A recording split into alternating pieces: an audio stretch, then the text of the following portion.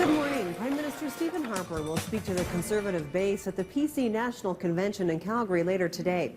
About 3,000 delegates are in town for the convention that was originally scheduled in June but postponed after the devastating floods.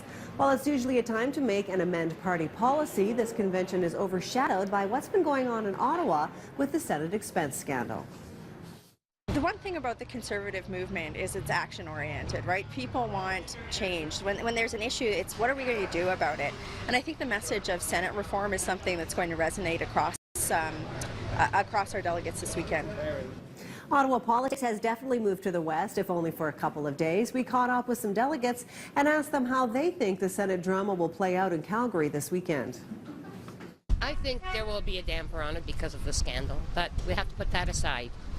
And that's that.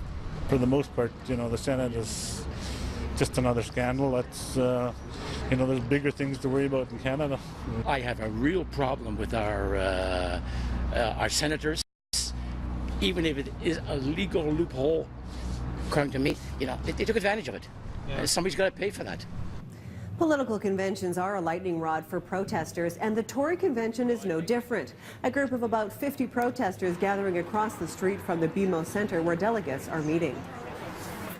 We're here to say no to the Harper dictatorship and to tell them that we are preparing for 2015 because their direction they're taking this country is very dangerous. More protests are scheduled for this afternoon and tomorrow. Imagine how convenient it would be to walk into your post office and do your banking at the same time. Well, that's an idea being floated by the Canadian Union of Postal Workers.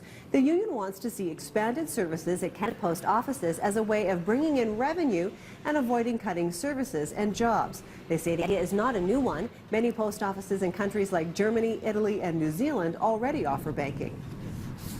All over the world there are postal banks. Here in North America we haven't done it for some reason, and the Canadian Union of Postal Workers thinks it's about time we get into these services.